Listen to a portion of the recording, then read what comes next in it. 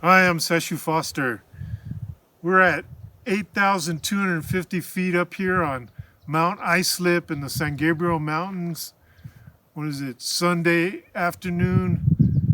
It's about 90 or 100 degrees down in LA, so we came up to the top of this mountain. I've been reading a great book. I've been reading the Verso edition of Set the Night on Fire, LA in the 1960s by Mike Davis and John Wiener.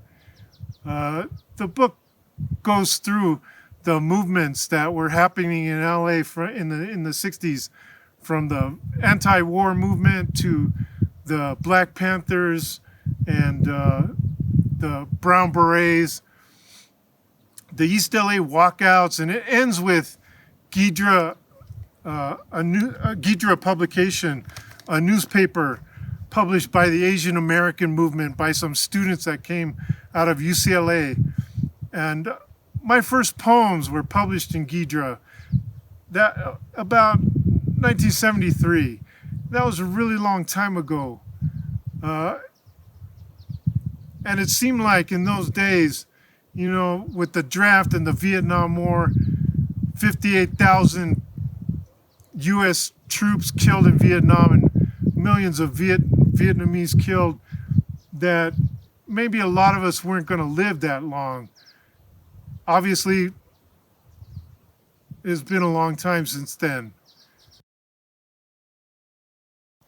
So I'm supposed to think of a couple hopeful things to say to maybe younger writers or writers who are up and coming. What do I have to say? Well, obviously things are hard, but if you have as many people out in the streets as Black Lives Matter was able to bring out, you know, that's a hopeful sign. They totally changed the dialogue around police brutality, from prevent police brutality to defund police and switch over the funding to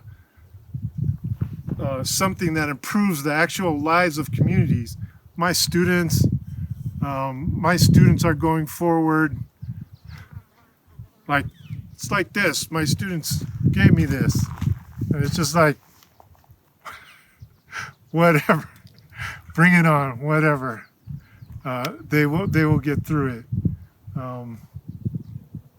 Yeah.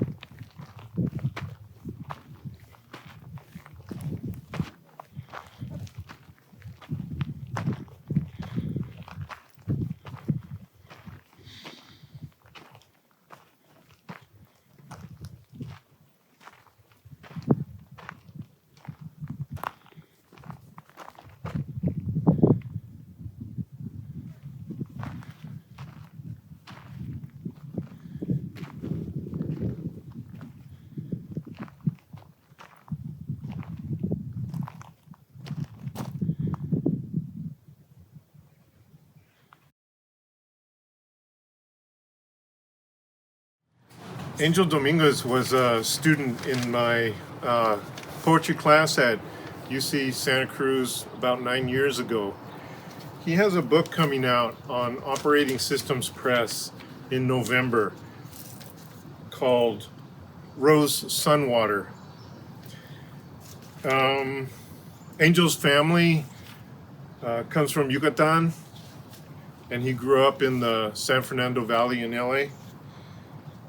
He returns to Yucatan in this book and uses the figure of the vanquished home, the demolished home that he once lived in the San Fernando Valley, as a figure to stand in for memory, as metonymous with memory. And he does some great work with the figures of spirals and the figure of the house. And I'm going to read a couple short sections from the book.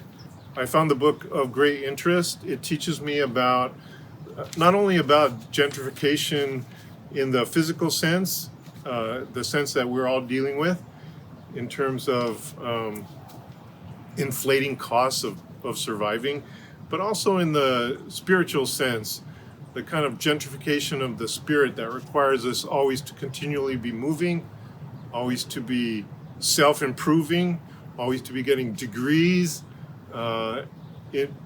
basically in order to stay afloat and survive. Okay. The chaya emerges to nourish the keeper of La Huerta antes que the house dissolves.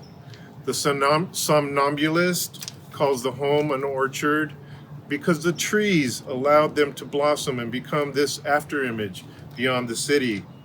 The city becomes something else around the orchard. The city begins to punch holes in everyone's memory, demanding the inhabitants adapt to the invasion ongoing of everywhere else, wanting to be where they are not. A sickness that spread to the somnambulist. The hunger for departure, thirsty for the transit fix, all of it imaginary, none of it real. The veins of light that become asphalt by day were a kind of comfort, now grown strange.